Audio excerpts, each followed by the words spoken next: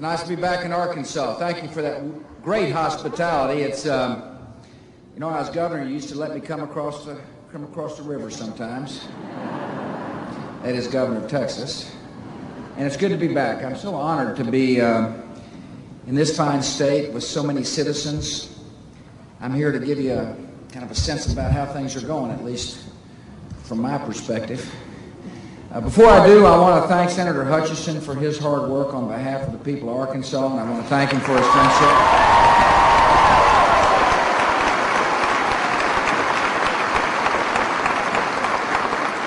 I appreciate so very much Senator Blanche Lincoln being here as well. Thank you for coming, Senator Lincoln. I'm honored to have you here.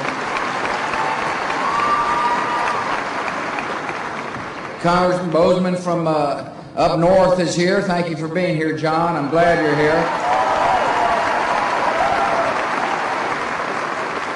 I hope they're here to get some of this update, and not because they want a free ride back to Washington. By the way, it's a nice way to travel, I want you to know.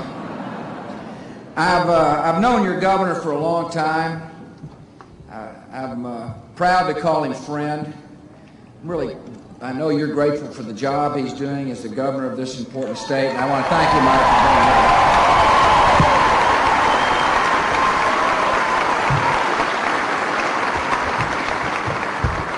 here. Mike's invited me to his church. Today I'm going out there to talk about the need to be compassionate for people who hurt. And I can't wait to go. Mike, I want to thank you for the invitation to give me a chance to herald the great faith that exists throughout our country, and the importance of faith in the lives of our citizens, and the importance of faith to make sure our nation is as strong and as decent and as hopeful in every neighborhood as is conceivably possible.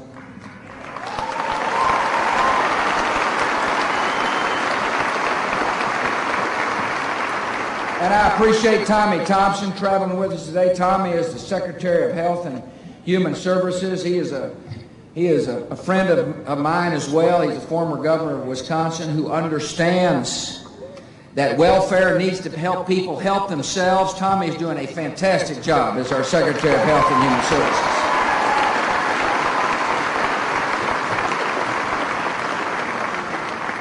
Not on our traveling team is the most popular person in my family, the First Lady of the United States.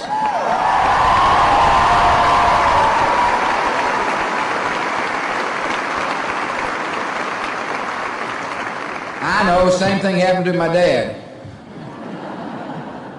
But Laura was recently here in Arkansas. She's talking about her passions of education and helping people. And, you know, when I asked her to marry me, she was a public school librarian in Texas, and she didn't particularly care for politicians or politics.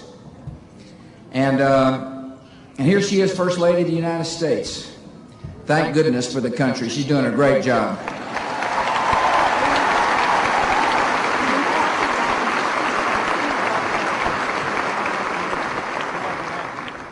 The family's doing well.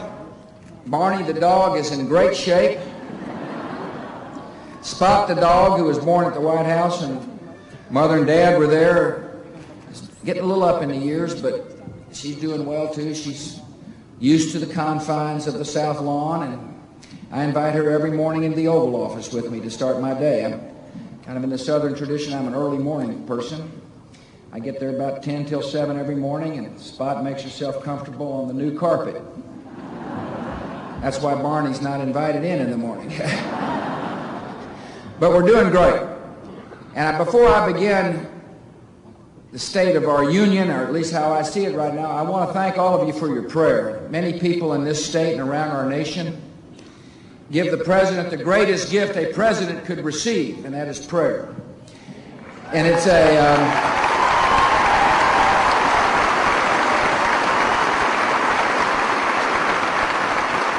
it's not a Republican prayer. It's not a Democrat prayer.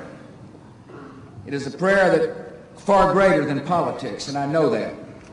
And I want to thank you for that, and I want to thank you for praying for our nation as well, because we've got some challenges ahead of us. And there are some truths to the challenges we face. What's interesting is that we've been at war for 9 months. And that's a short time in generally the history of war. It seems like a long time to some, but not much time has passed, really, when you think about it. And we're making good progress, though. We are. We're learning a lot. We're learning that there are people that hate America because of the fact that we love freedom. That's what we've learned. I remember some children asking me, how can we be attacked? Who would want to hurt America? And the answer is people that can't stand freedom. They hate the thought of a nation being tolerant about religion. They can't stand it. We were allowed to worship freely in America. That bothers them. It bothers them that we can have good, open, and honest political discourse. It bothers them we got a free press. It bothers them that we are the beacon to freedom. So when people look around the world for what freedom means, they look to America, and that bothers them. We've learned that this enemy is nothing but a bunch of cold-blooded killers.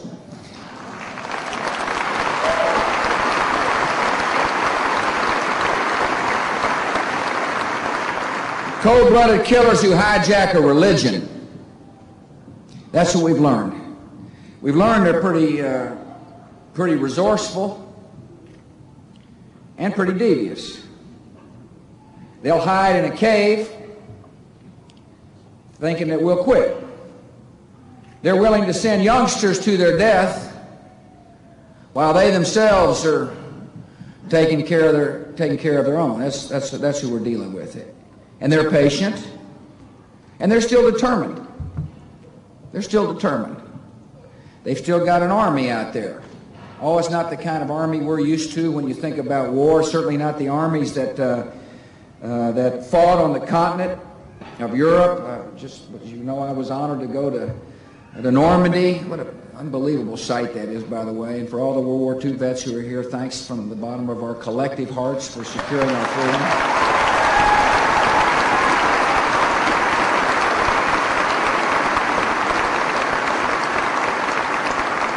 We've learned that the new enemy, or the enemy of the new wars of the 21st century, they don't have lines of defense. They kind of meld into society. They take advantages of either weakness or freedom. That's what we've learned.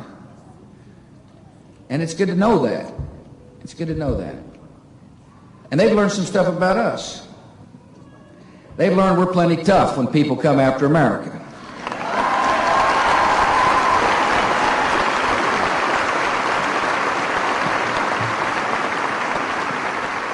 They've learned that when it comes to defending our freedom, we'll defend it with all our might. That's what they've learned. They've learned that we love freedom.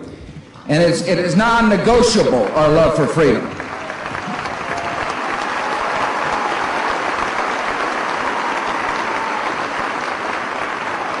They have learned that the United States has got a great military.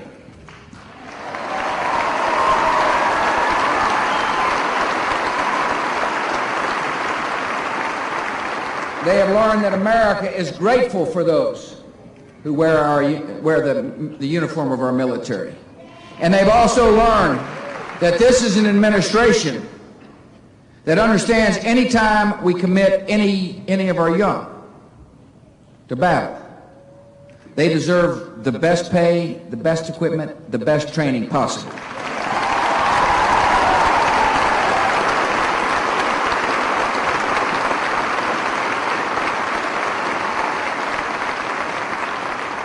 The enemy probably thought that we were such a weak society, so materialistic and self-absorbed that when they attacked, that all we would do is file a couple of lawsuits.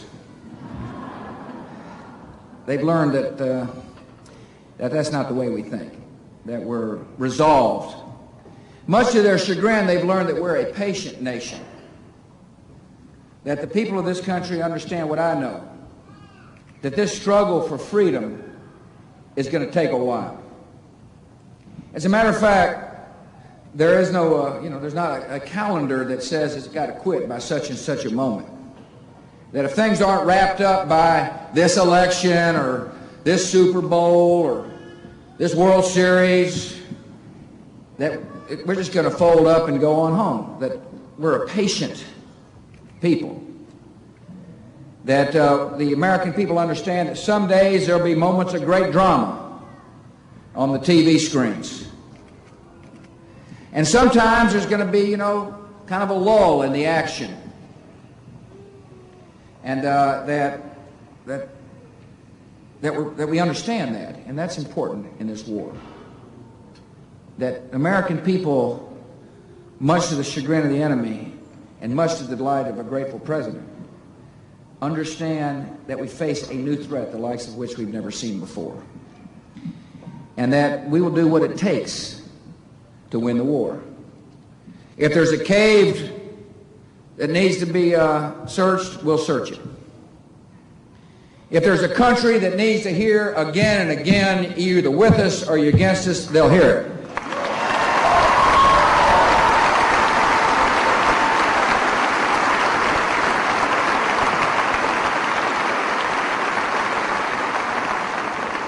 We're on an international manhunt.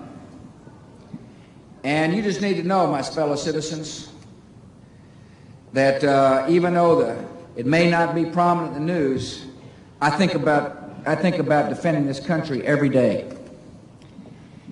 And that we're after them one person at a time. Anybody who thinks they're going to hurt America is going to be hunted down. The best way to defend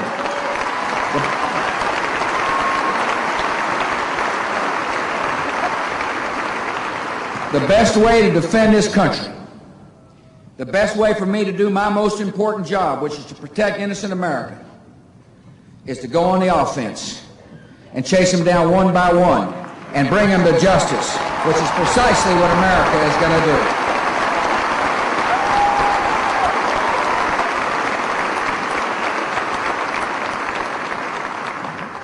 And we learned that we got some work to do at home. That we can do a better job of defending the American people, which we're going to do. We know we got to do a better job on our borders, understanding who's coming into the country and who's leaving and why they're here and why they hadn't left. We know we need to do a better job of that in order to defend the homeland.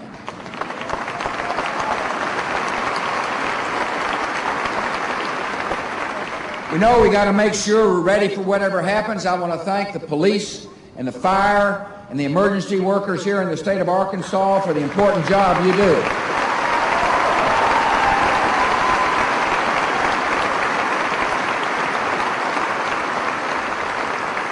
And let you know that part of our strategy is to make sure we've got a first responders initiative and strategy that'll make the homeland more secure. We know we need to do that, and we're doing that.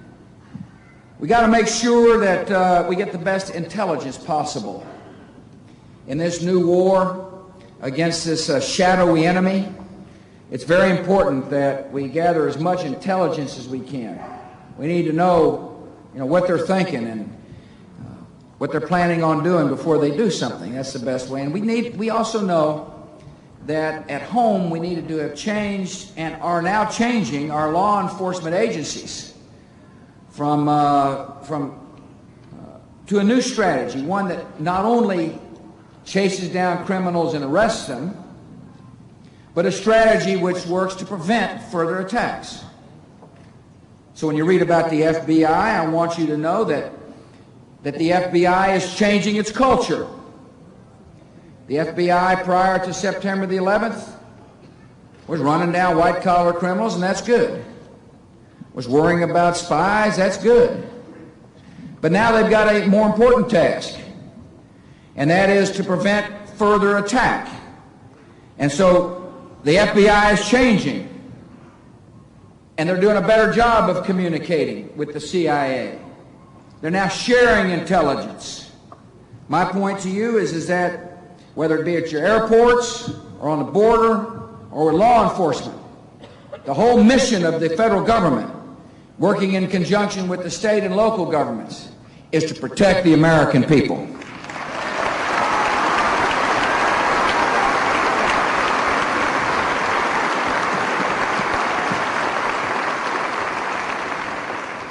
The enemy also knows that I'm really serious when it comes to routing out harm before it hits America. I don't know whether that's good or bad. They know that, but they're learning that. They're also learning we're the kind of team that does what we say we're going to do. So when I said the other day that I'm concerned about these countries which develop weapons of mass destruction, and we know they hate America, and I intend to bring the diplomatic pressure or the pressure of the world, and if need be, act. I mean it. History has called this nation into action. History has put the spotlight on America. History is going to write, did this country, in its position, unique position in the world, did we blink in the face of terror, or were we willing to lead the world to a more free and civilized society? And as far as I'm concerned, there's only one answer to that question. And that answer is this great country will lead the world to a more safe and secure and free society.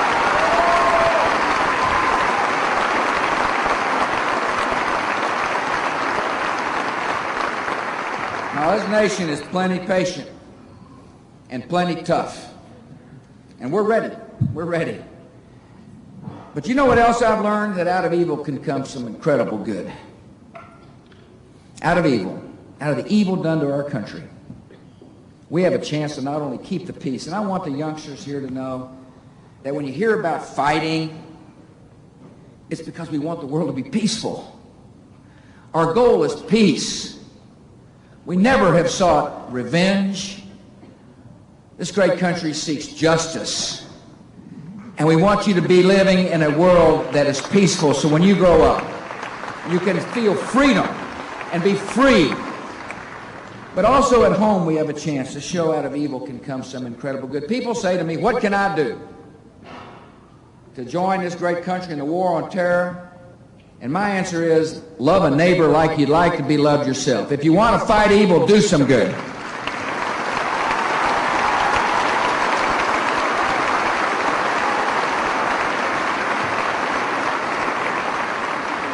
If you want to fight evil, help somebody who needs some help. And those acts can be great acts, or they can be small acts, but they all add up. Our society can be saved one heart and one soul, one conscience at a time. And I recognize while one person can't do everything, one person can do something to make a difference in somebody's life.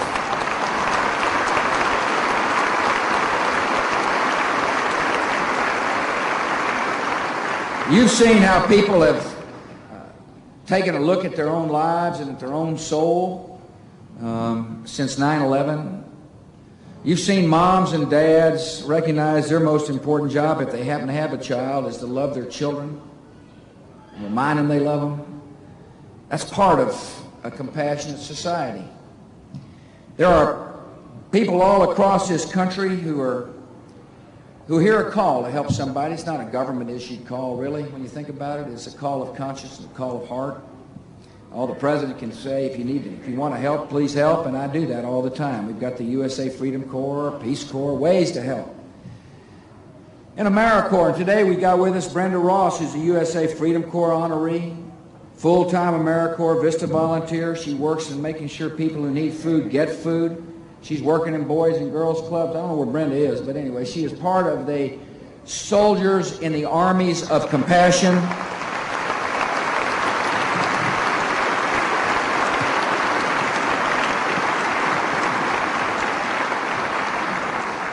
And you can join that army of compassion too. You know about mentoring a child? I told you we're going to Huckabee's church, or excuse me, Governor Huckabee's church. I call him Huckabee. This is a church which is helping welfare recipients learn a skill so they can work. There's nothing more dignified, there's no better way to earn dignity than to work. And this church understands that.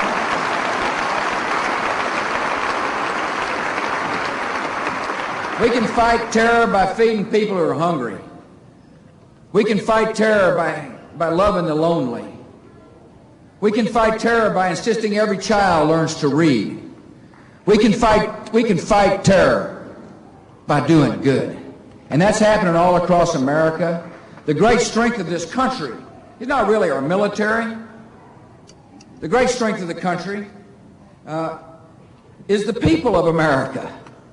The great strength of the country lies in the hearts and souls of our citizens. People who are willing to serve something greater than materialism and selfishness. People who are willing to serve something greater than yourself. You know, that really came home to me most vividly on Flight 93. Think about that. People got on an airplane, they're flying across the country, and all of a sudden the call comes and says, your airplane is going to be used as a weapon. And so they tell their loved ones, they love them, they said a prayer, they took the plane to the ground to save somebody else's life. You see, it's that sense of serving something greater than yourself that we all can do. That we all can do by showing compassion and decency and love. And as a result, we will show the world the true strength of America. We're going to keep the peace by being strong militarily and by doing our job. And we will win the war by being a compassionate, decent, honorable nation. It is such an honor to be the president of such a grand country. Thanks for giving me the chance. May God bless you all. May God bless you all.